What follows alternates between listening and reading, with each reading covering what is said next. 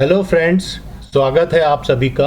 आज हम बात करेंगे पीपीएफ यानी कि पब्लिक प्रोविडेंट फंड के बारे में। पीपीएफ भारत में सबसे लोकप्रिय बचत योजनाओं में से एक है।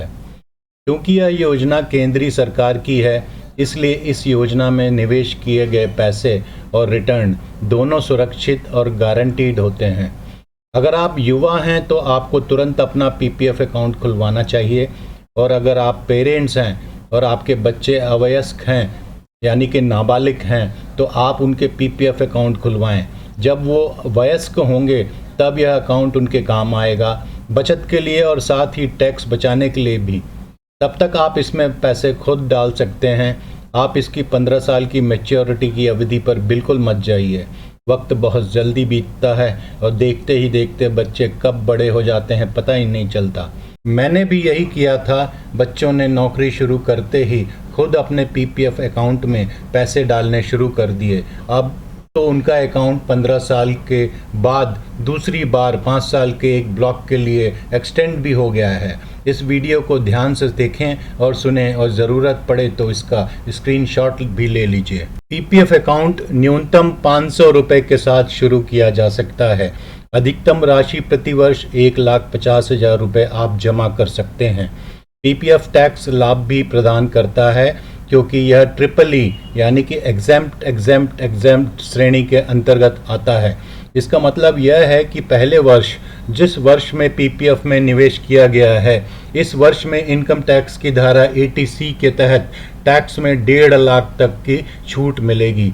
ये मैक्सिमम है 1.5 लाख की छूट। साथ ही निवेश राशि के साथ पीपीएफ डिपॉजिट पर अर्जित ब्याज पर भी कोई टैक्स नहीं लगेगा, और जब पैसा निकाला जाता है तब भी कोई टैक्स नहीं लगता, यानी कि कहीं भी कोई भी टैक्स नहीं लगेगा।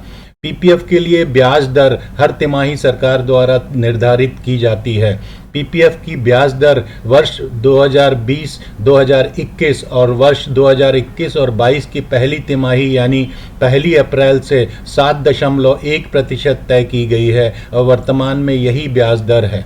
फ्रेंड्स, वीडियो के अंत में एक बहुत महत्वपूर्ण जानकारी मिलेगी जिसे आपको अभी तक किसी ने नहीं बताया होगा, कि वास्तव में टैक्स छूट के साथ आपको ब्याज दर 7.1% से कहीं ज़्यादा मिलता है। इसके लिए इसे अंत तक जरूर देखिएगा। अब बात करते हैं लॉक इन अवधि की।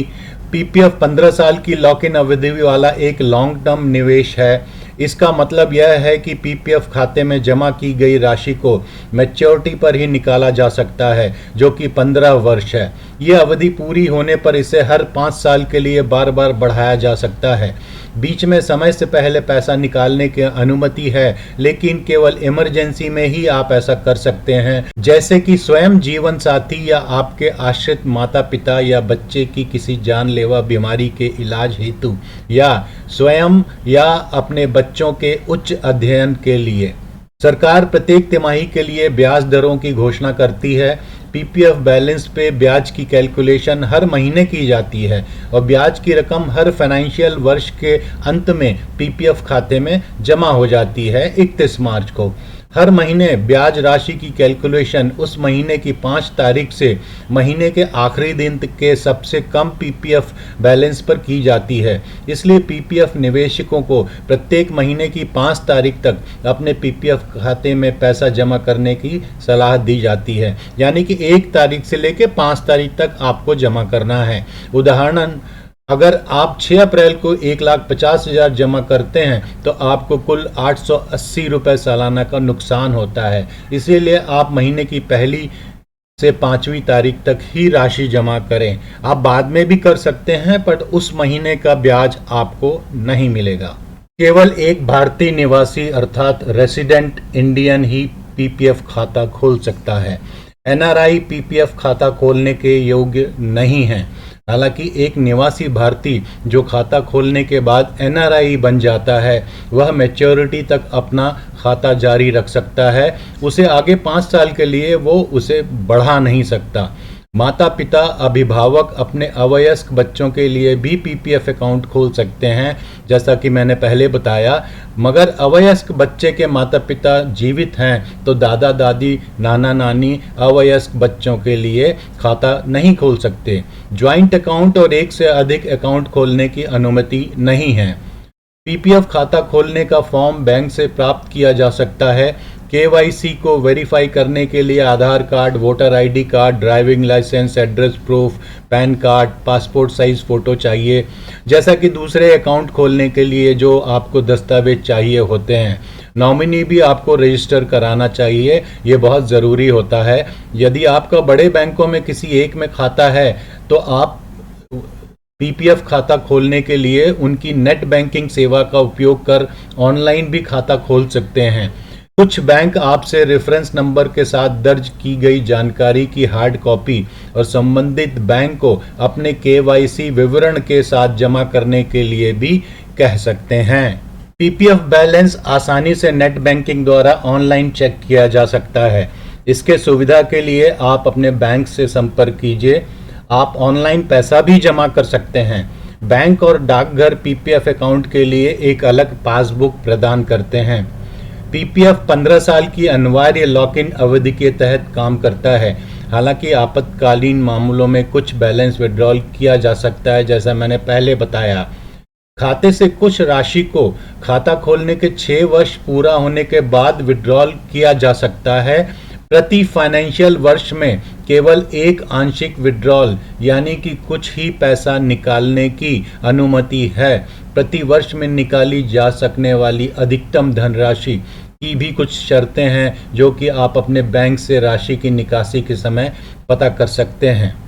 पीपीएफ के बदले लोन लेने की सुविधा अकाउंट खोलने के 3 वर्ष से लेकर 6 वर्ष तक उपलब्ध होती है। हालांकि पहला लोन बंद होने के बाद ही दूसरा लोन प्राप्त किया जा सकता है। पीपीएफ के बदले लिए गए लोन पर देय ब्याज आपको दिए जाने वाले इंटरेस्ट रेट से 2% अधिक होती है। उदाहरण के लिए, यदि इस समय ब्याज दर 7.1% है तो ऐसे में पीपीएफ पर लिए गए लोन पर आपको ब्याज 9.1% देना होगा, यानी कि पूरे 2% ज़्यादा। एक बार मूल राशि पूरा भुगतान करने के बाद 2 महीने के अंदर ब्याज भी चुकाना पड़ता है। यदि लोन 36 महीनों के भीतर चुकाया नहीं जाता है तो लोन की मौजूदा ब्याज दर से 6% अधिक ब्याज लिया जाता है। नॉमिनेशन एक या एक से अधिक व्यक्तियों के पक्ष में किया जा सकता है। ऐसे मामलों में जहां एक से अधिक व्यक्ति को नॉमिनी बनाया जाता है तो प्रत्येक नॉमिनी के हिस्से के प्रतिशत का भी उल्लेख करना पड़ता है। नाबालिग के पीपीएफ खाते में नॉमिनेशन नहीं किया जा सकता है। नॉमिनेशन ऑनलाइन भी नहीं किया जा सकता है। और एक ज़रूरी सूचना, आप अपने पीपीएफ अकाउंट में नॉमिनेशन ज़रूर चेक कर लें। अगर आप बहुत दिन से भी पीपीएफ अकाउंट होल्ड कर रहे हैं तो आप एक बार ज़रूर नॉमिनेशन है या नहीं ये चेक कर लें। ज़्यादातर मामलों में तो नॉमिनेशन किया ही नहीं होता है। मेरे साथ भी ऐसा ही हुआ था, क्योंकि पीपीएफ में नॉमिनेशन मैंडेटरी यानी अनिवार्य नहीं होता है। और ऐसे में अगर खाता धारक की मृत्यु हो जाती है तो फिर कानूनी उत्तराधिकारी यानी कि लीगल हेयर को पैसे के क्लेम हेतु उत्तराधिकार प्रमाण पत्र यानी कि सक्सेशन सर्टिफिकेट बनवाना पड़ता है, जो कि एक सरल प्रक्रिया नहीं है। अतः आप अपने नॉमिनेशन को तुरंत चेक कीजिए और अगर नॉमिनेशन नहीं है तो उसे बिना विलंब रजिस्टर करवाएं। अन्यथा आपके ना रहने पर आपके परिवार वालों को आपके ही पैसे पाने हेतु कई पापड़ बेलने पड़ सकते हैं। पीपीएफ अकाउंट को बैंक से पोस्ट ऑफिस या पोस्ट ऑफिस से बैंक ट्रांसफ़र किया जा सकता है। इसे एक ही बैंक के विभिन्न शाखाओं के बीच में भी ट्रांसफ़र किया जा सकता है। अगर पीपीएफ अकाउंट में प्रति वर्ष 500 रुपये का न्यूनतम योगदान नहीं किया जाता तो अकाउंट निष्क्रिय हो जाता है। ऐसे निष्क्रिय अकाउंट को फिर से खोलने के लिए आवेदन डाकघर या बैंक शाखा में जमा की जानी चाहिए जहां आपका अकाउंट आधारित है, और साथ ही प्रत्येक वर्ष के लिए 50 रुपये के जुर्माना का भी भुगतान करना होगा। पीपीएफ अकाउंट 15 वर्षों के बाद मैच्योर होता है, जिसमें मैच्योरिटी के समय व्यक्ति के पास अवधि को 5 साल के ब्लॉक के साथ बढ़ाने का विकल्प होता है। इसे आप 2 तरीकों से बढ़ा सकते हैं। 2 तरीके मतलब 2 श्रेणियां हैं। एक होता है योगदान के साथ पीपीएफ का एक्सटेंशन। अगर आप पीपीएफ अकाउंट की अवधि को 5 साल के ब्लॉक में अनिश्चित काल तक बढ़ा सकते हैं। आपको फॉर्म जमा करके योगदान के साथ अकाउंट के एक्सटेंशन का रिक्वेस्ट करना होगा। योगदान के साथ एक्सटेंशन का चुनाव मैच्योरिटी की तारीख के बाद 1 वर्ष के भीतर किया जाना चाहिए, अन्यथा योगदान के बिना एक्सटेंशन का डिफ़ॉल्ट विकल्प अपने आप लागू हो जाता है। एक बार जब आप योगदान के साथ एक्सटेंशन करते हैं तो अकाउंट एक्सटेंशन की तारीख तक बैलेंस राशि का अधिकतम 60% निकाल सकते हैं। यह राशि एक बार में भी निकाली जा सकती है या कई वर्षों में इसे बांटा जा सकता है, पर कुल धनराशि सिर्फ 60% ही निकाल सकते हैं। 1 वर्ष में अधिकतम 1 विड्रॉल ही किया जा सकता है। जो दूसरा ऑप्शन होता है योगदान के बिना पीपीएफ का एक्सटेंशन। अगर मैच्योरिटी के 1 वर्ष तक कोई विकल्प नहीं चुना जाता है तो अपने आप ये ऑप्शन यानी कि योगदान के बिना पीपीएफ का एक्सटेंशन लागू हो जाता है। इस विकल्प को चुनने के लिए आपको कोई फॉर्म भरने की ज़रूरत नहीं है। प्रति वर्ष अधिकतम 1 विड्रॉल की अनुमति है और खाते में कुल बैलेंस तक की किसी भी राशि को निकाला जा सकता है। एक बार पीपीएफ खाते के रिन्यू हो जाने के बाद विकल्प को बदला नहीं जा सकता, अर्थात बिना योगदान के या इसके उल्टा। यदि सही विकल्प का चयन किए बिना खाते में राशि जमा की जाती है तो ऐसी राशि पर कोई इंटरेस्ट नहीं मिलता और साथ ही इनकम टैक्स एक्ट के तहत इस तरह के योगदान पर कोई छूट का प्रावधान भी नहीं है। इसीलिए आप बड़े ध्यान से जब 15 साल मैच्योर हो जाता है तो आपको इसके बड़े ध्यान से इसको एक्सटेंशन के लिए अप्लाई करना चाहिए और वो भी योगदान के साथ। आप मिनिमम 500 रुपये हर साल इसमें डाल सकते हैं और पैसे भी उसके बाद निकाल सकते हैं। चलिए अब बारी है उस महत्वपूर्ण जानकारी की जिसका जिक्र मैंने वीडियो के शुरू में किया था। मान लीजिए कि जो ब्याज हमें पीपीएफ पर मिल रहा है वो टैक्स देने के बाद शुद्ध ब्याज है।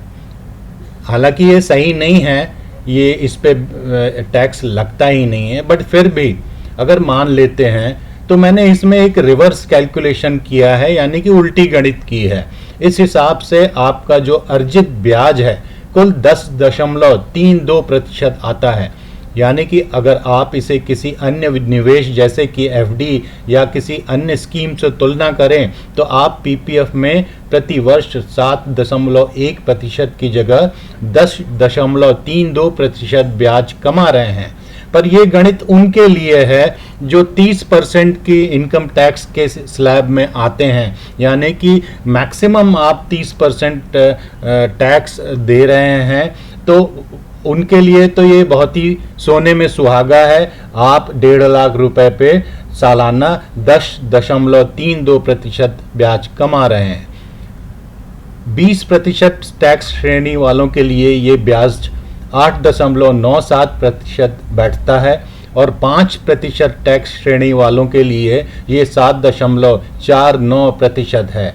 सारांश ये है कि पीपीएफ एक बहुत ही उपयोगी योजना है, एफडी से बढ़िया है और 6 वर्षों बाद आप हर साल इसमें से पैसे भी निकाल सकते हैं। और हर व्यक्ति जो इनकम टैक्स देता है उसे तो इसका लाभ जरूर उठाना चाहिए। तो फ्रेंड्स, आशा है आपको पीपीएफ की सारी महत्वपूर्ण जानकारी मिल चुकी है। इसके बाद अगर आपके कोई प्रश्न हैं तो कृपया उन्हें नीचे कमेंट बॉक्स में जरूर लिखें, मैं उनका उत्तर दूंगा। मेरा एक सुझाव है, अगर आपको पैसे की ज़रूरत नहीं है और आप बहुत दिनों से पीपीएफ अकाउंट को मेंटेन कर रहे हैं और वो मैच्योरिटी पर आ गया है तो उसके बाद आप इसे बंद मत कीजिए। आपको अगर पैसे की ज़रूरत नहीं है तो बंद मत कीजिए। सीनियर सिटीजन के लिए एटीसी में टैक्स में ये छूट लेने की बहुत ही बढ़िया योजना है। और अगर आप सीनियर सिटीजन नहीं भी हैं तो भी मत बंद कीजिए अगर आपको पैसों की ज़रूरत नहीं है। और आप इसमें से पैसा भी निकाल सकते हैं और हर वर्ष आप कम से कम 500 रुपये जमा कर सकते हैं। ये बहुत बड़ी रकम नहीं होती है, इसीलिए इसको बंद मत कीजिए। इस वीडियो में अंत तक बने रहने के लिए आप सभी का धन्यवाद।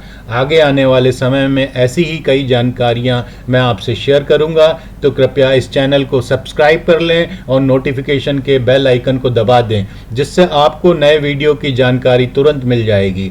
वीडियो को लाइक और शेयर करना मत भूलिएगा।